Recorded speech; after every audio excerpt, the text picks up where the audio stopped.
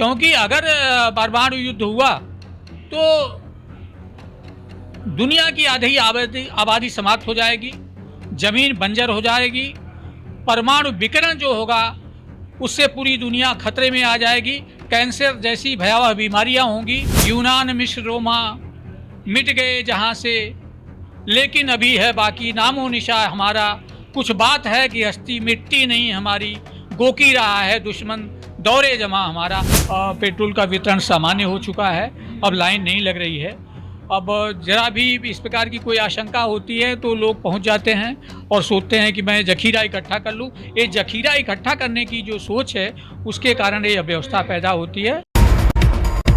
नमस्कार, मैं प्रियंका और आप देख रहे हैं फर्क इंडिया। इस वक्त मैं मौजूद हूँ लखनऊ के उद्यान भवन में, जहाँ पे विश्व युद्ध और बुद्ध प्रासंगिकता का कार्यक्रम रखा गया था। क्योंकि जिस प्रकार से पूरे दुनिया में युद्ध जैसी परिस्थितियाँ बनी हुई है, उसको लेकर यहाँ पे शांति किस प्रकार से रखी जाए, किस तरीके से जो पूरी दुनिया में युद्ध चल रहा है उसका सामना कैसे किया जाए। जो कि भगवान जो बुद्ध थे वो लगातार शांति का ही संदेश देते थे। कहते थे कि अगर किसी की जान लेंगे, अगर हिंसा की बातें करेंगे तो उससे कहीं ना कहीं खुद का और दुश्मन का भी नुकसान होता है। हमें अपने अंदर कहीं ना कहीं करुणा की भावना रखनी चाहिए। जिस संदेश को लेकर यहाँ पे जो विधान परिषद के सदस्य हैं निर्मल जी, वो यहाँ पे कार्यक्रम रखे हुए हैं ताकि जो दुनिया में युद्ध जैसी परिस्थितियाँ बनी हुई है उसको कहीं ना कहीं थोड़ा शांत कराया जाए। इस वक्त हमारे साथ मौजूद हैं विधान परिषद के सदस्य डॉक्टर लाल प्रसाद निर्मल जी। क्या कहेंगे आज जिस तरीके से आपने आयोजन किया है कि विश्व युद्ध और बुद्ध की प्रासंगिकता, इसको लेकर आप क्या बोलेंगे? देखिए, प्रधानमंत्री नरेंद्र मोदी जी का कहना है और वो कई बार वैश्विक मंचों से कह चुके हैं कि हमें युद्ध नहीं बुद्ध चाहिए। वह इसलिए कि भारतवर्ष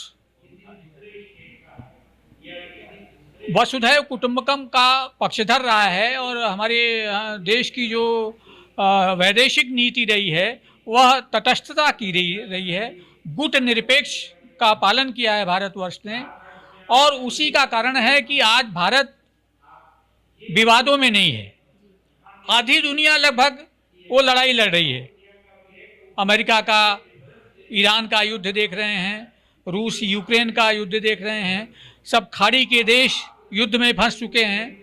तो पूरी दुनिया इस समय युद्ध के कगार पे खड़ी है और तीसरा विश्व युद्ध आसन्न है।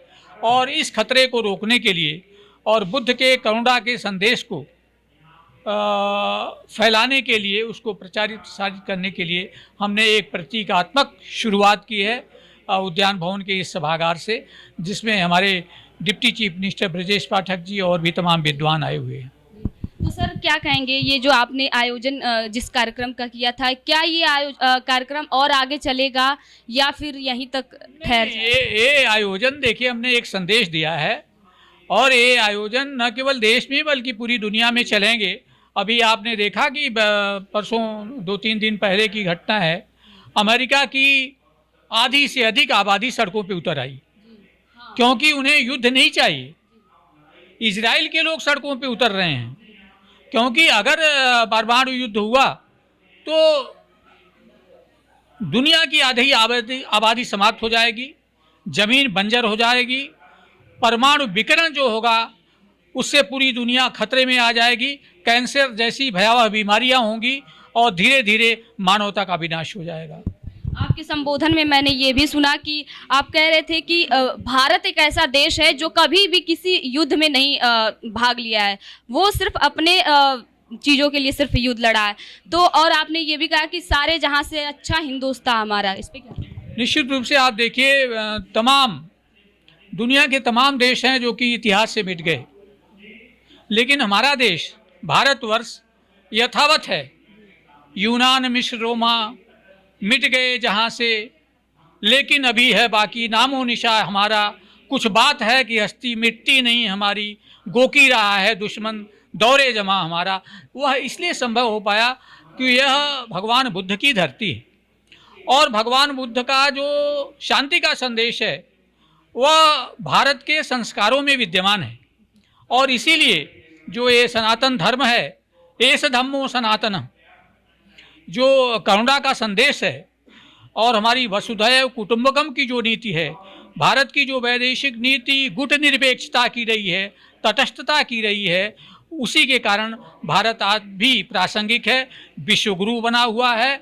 और पूरी दुनिया को अगर बचाने के लिए अगर कोई देश नज़र आता है तो वह भारत होगा, अगर कोई प्रधानमंत्री नज़र आता है तो प्रधानमंत्री नरेंद्र मोदी होंगे। अभी कुछ दिन पहले ईरान ने अपने मिसाइल पे लिखा था कि थैंक यू इंडिया, क्योंकि इंडिया कहीं ना कहीं मदद करता है ईरान की और दोस्त भी है। उसके लिए ईरान ने ये भी कहा था कि हम लोग स्ट्रेट ऑफ हॉर्मुज अपने दोस्तों के लिए, जैसे भारत जैसे दोस्तों के लिए खोले रहेंगे। इस पर आप क्या बोलेंगे? निश्चित रूप से जो हमारा जल डमरू मध्य है, स्ट्रेट हॉर्मुज, वह वहाँ से भारतीय जहाज़ों का निकलना एक सुखद शुरुआत हुई है।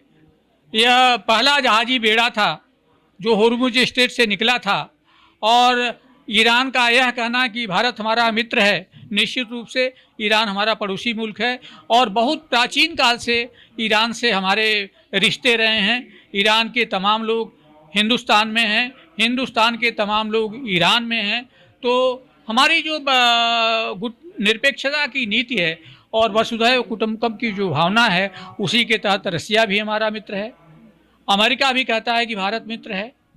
तो भारत एक गुट निरपेक्ष देश के रूप में अपनी प्रासंगिकता बनाए हुए है और भारत के हस्तक्षेप से ही इस युद्ध को रोका जा सकता है। जिस तरीके से मिडल ईस्ट में जो युद्ध चल रहा है उसका प्रभाव देखा जा रहा है कि उससे काफ़ी ज़्यादा जो दूसरे देश हैं, पड़ोसी देश हैं, वो परेशान हो गए। लेकिन जो भारत की परिस्थितियाँ वो कहीं ना कहीं सामान्य है। लेकिन जो यहाँ के लोग हैं अफवाहों पे ज़्यादा ध्यान दे रहे हैं, जैसे कि पेट्रोल पंप पे देखा गया कि लंबी लंबी कतारें लगी हुई थी।